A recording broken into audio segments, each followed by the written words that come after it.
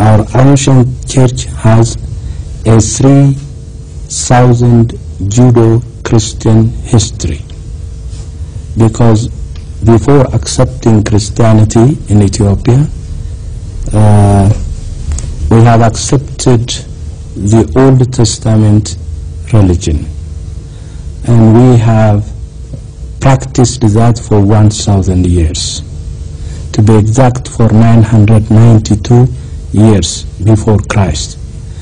Then we were able to accept Christianity on the first half of the 1st century, that is in 34 AD. We have 40 million members. We have also 35,000 parish churches. We have 400,000 clergy people.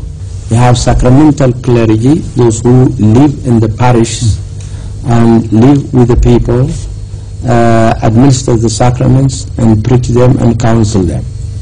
We have doctors, the very scholarly, learned people, the children or the students of Yared, which is a very unique tradition in our country and throughout the world.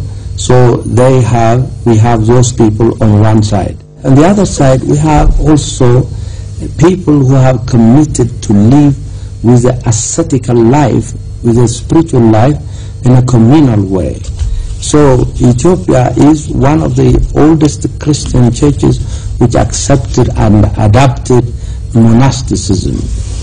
From the 5th century up to now, we have many monasteries in Ethiopia. About 1,000 monasteries. These monasteries have been the backbones for our Christian church in Ethiopia, because it is in the monastery you have the learnings of the schools, of the old traditional schools we have in our country, in different fields in the monastic life. And it is the members of the monastic community who have been coming out from the monasteries and going and founding another monasteries in another area, and in that sense they have expanded monasticism. We have another monastery or monasteries in Jerusalem. The monastery in Jerusalem was there since the 4th century of Christian era. That this land, this property has been given to us by King Solomon to Queen of Sheba.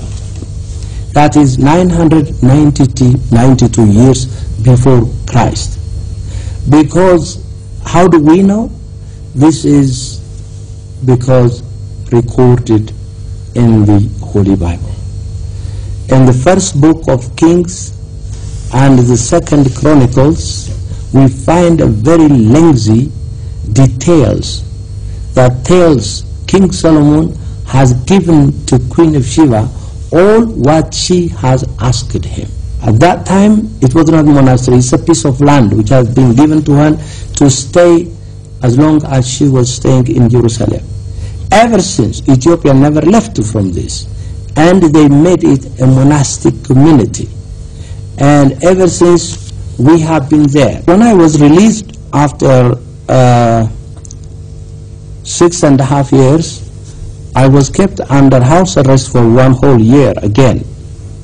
And at that time, I have appealed to the government that I was in prison for so many X years, and now I am released, and I am unable to help and to serve my country. Would I be given the permission to go to complete my studies to the country where I have been? If it's not possible, may I be put back in the prison where I was, because I had congregations to preach there. So that was the question. You were granted I was granted the permission. To my surprise, I was never sure that it will happen, but I received a response that I could go to the countries where I have appealed. And I was granted the permission, and I left, and I continued my studies there. Earlier, I was at Yale University Divinity School. I got my first paper, and then the second time I was at Princeton working for my PhD, and where I was interrupted or being called by the late Patriarch Abune Paulos. So I came in the middle of my studies. Then I asked to go back, and that's where I went. The university was ready to welcome me. I went and continued my studies at Princeton. I was in exile for 10 years. Ethiopia was down deep in my heart. What else could I have deeper in my heart? Because I am nothing outside of Ethiopia. I am an Ethiopian. My life, my honor, my respect, or anything else that I could expect to get it from other people is only by being Ethiopian.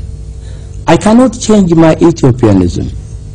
So that was the main issue of my whole life. So my life was the life of Ethiopia. And in my capacity, had I had a bigger capacity that I could have done something to rescue or to do something for Ethiopia, I would have done it. But within my capacity, at least to be willing and ready and to be an Ethiopian, wherever I am. At this moment when I was in the United States, many refugees have been coming. Many Ethiopians have been running away from the turmoils that there was here, and they were coming to the United States. To a strange country, to different people, different environments, in every way. And so, besides, since they were forced to leave their own land, they were not prepared as to where they were going. And so they are more lost than anyone else. So they needed someone to talk to them in their own language. They need someone to bring the destitute or the displaced people together. And I have to find a way. I have to find a way how to survive and come to the better world. So in order to do that, what I have been doing was I established the church, several churches, but especially on the first church, I brought the people into the church. I invited several people. Every week I asked those who come to the church to bring more people. And the young people, because they were outside of their country, what they were thinking was hopeless. But there was a preaching and encouragement to have the dignified life, getting married. What was held in Ethiopia was established there to make them believe that they are at home. They are, after all, they are outside of their country, but they are together with their own tradition, with their own belief. And so the ceremony that was taking place for the marriage itself, very colorful as it is in Ethiopia. It was done in New York, it was done in Texas, it was done everywhere. So people began to feel normal. I always remind them, regardless how successful you are in this country, even if you stay 100 years, after 100 years, the native will ask you, where is your country? And that is a very painful.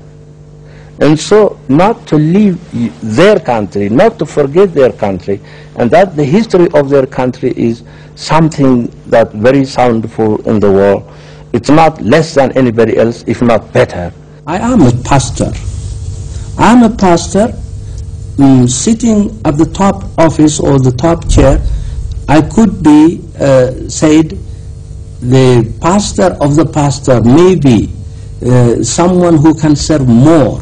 I am not there to sit idly and wait for everyone to come to me. I am to go to reconcile and to comfort and to help them in any advice that what the church gives to the community. Many people expect you to do many things for them. If you are in a position, you can do it. If you don't have the capacity to do it, you feel down, you feel sorry. The people chant before you and think and make all speeches and hoping that you could do something for them, or hoping that you are doing something great. And so you feel small. When you look at the situation, am I doing what the people are expecting me? But what is my obligation? My obligation is to do the best to the utmost capacity so that I could meet the need of the people. So this is the one challenging situation. The other one is a joy that I feel here when I see many people of different genders, many people of different ages, many people of different capacities, even of their classification, learned people, unlearned people, all rushing to the church. The church today is the people's church. The nature of the church is, by the way, the people's church. There might have been a time when the church was affiliated itself with somebody else. But at this time, it is practicing what it is to be. One does not work in order to get an award. One works what he believes in himself. It's something good for the society, something good for the world, for the peaceful world that we live in. And so one has the responsibility, every one of us, one has the responsibility. It doesn't matter how little it is, but it has to be expressed. Excuse me. It has to be expressed in whatever ways of doing in that manner. So we have been encouraging the refugees to come. There seems to be no ground for man to quarrel in the world in which we dwell, because God has made the world bountiful so that there would be enough to share for all in love and not be greedy. Since man is by nature a social being, tribes should learn to live with each other. Communities should realize that they cannot thrive by running at each other's throats. Nations must know that war, the mother of destruction, cruelty, misery, and all sorrows, never yields progress. It only produces the refugee, the limbless and the hopeless. It is essential, therefore, that mankind fully understand the harmonious divine order of life and practice peaceful coexistence if the plight of refugees is to be alleviated. My involvement with the refugees precedes my being a prisoner. To be a refugee is to lose every dear things to one, everything, simply to be left suspended on the air without having anything to hold on. You are displaced from your own country, from your own environment. You are in a place where you have no similar language, similar colors, similar cultures, you are not counted as a citizen and will be considered to be included in the normal life with the society that you are in. So it's an empty state.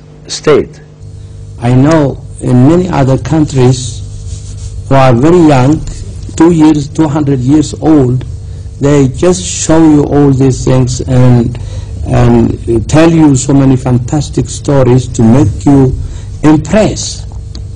The 200 years.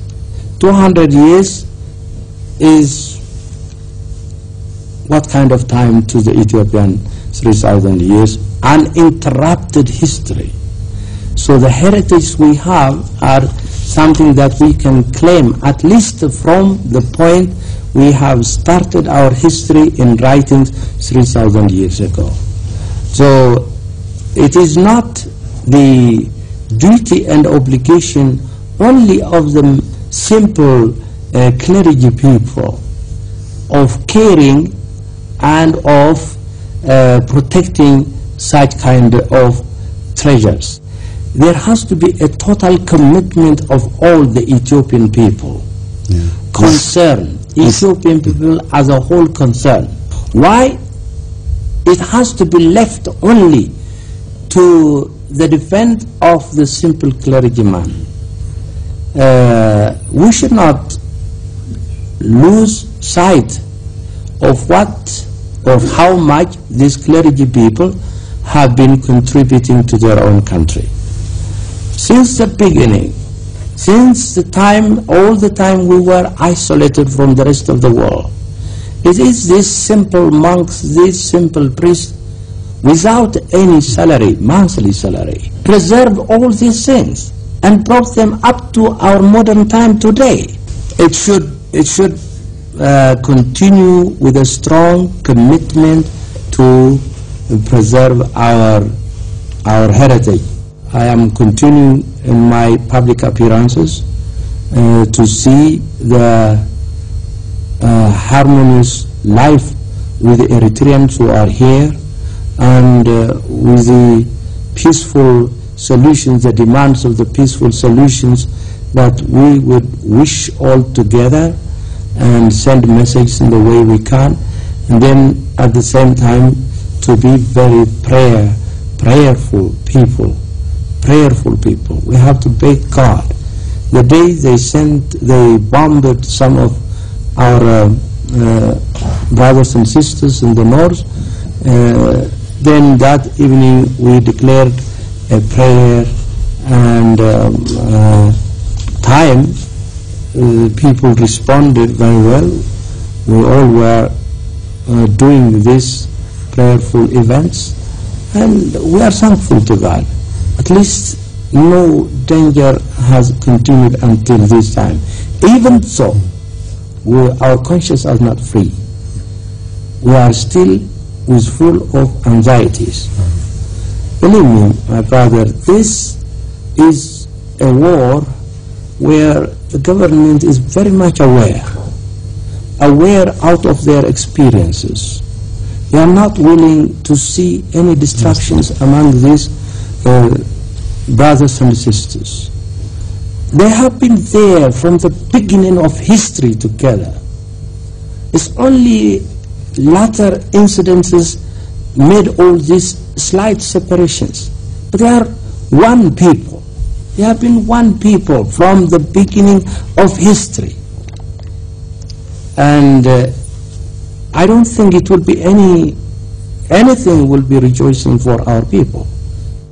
And so we should all understand this. We should not do any harmful things to any of our brothers and sisters, Eritreans who are here, just simply out of emotion. Believe me, all this will pass away. There will be a time where we all will sit together on the same table. And we don't want to see a feeling that will be ashamed of what we have done during this difficult time. I know we as human beings, we plan and we make a program to do this and to do that. But there is something that we have forgotten.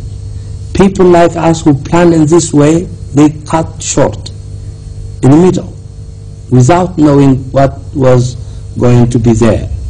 And so it would have happened to every one of us. And it happened to all of us. It only happens at different times. That's all. So by the end of the day, we have to be very thankful to God. Very thankful for the day, a peaceful day, a fruitful day that God has allowed us to experience. Now, the coming time is another day, which is full of many surprising things. So we have to be prayerful for that God to make it maybe even better than the day that we have had.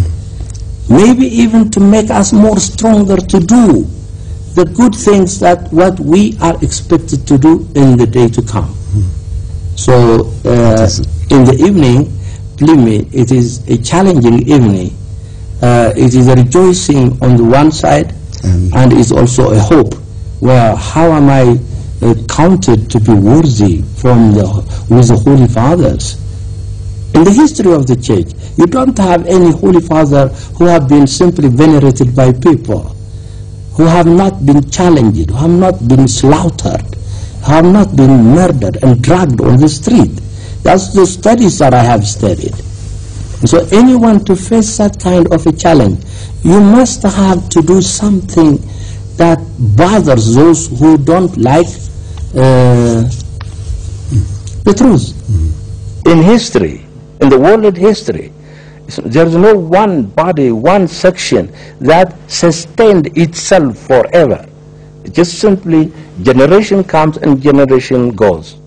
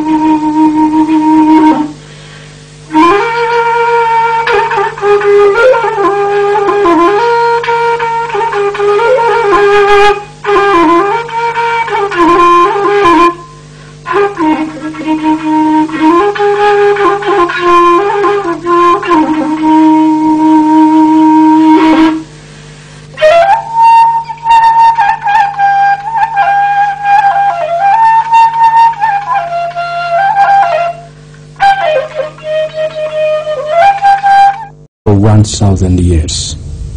To be exact, for 992 years before Christ. Then we were able to accept Christianity on the first half of the first century, that is in 34 AD. We have 40 million members. We have also 35,000 parish churches. We have 400,000 clergy people. We have sacramental clergy, those who live in the parishes and live with the people, administer the sacraments and preach them and counsel them. We have doctors, they are the very scholarly, learned people, the children or the students of Yared, schools of the old traditional schools we have in our country. In different fields in the monastic life. And it is the members of the monastic community who have been coming out from the monasteries and going and founding another monasteries in another area. And in that sense, they have expanded monasticism. We have another monastery or monasteries in Jerusalem. The monastery in Jerusalem was there since the 4th century of Christian era. That this land, this property has been given to us.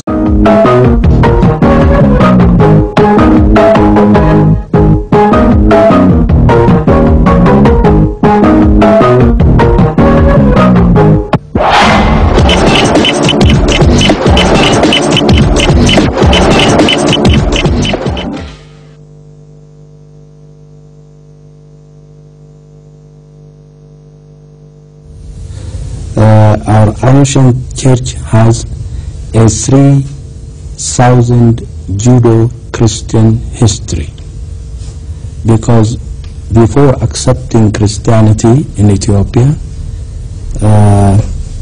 we have accepted the Old Testament religion, and we have practiced that by King Solomon to Queen of Sheba. That is 992 years before Christ. Because, how do we know?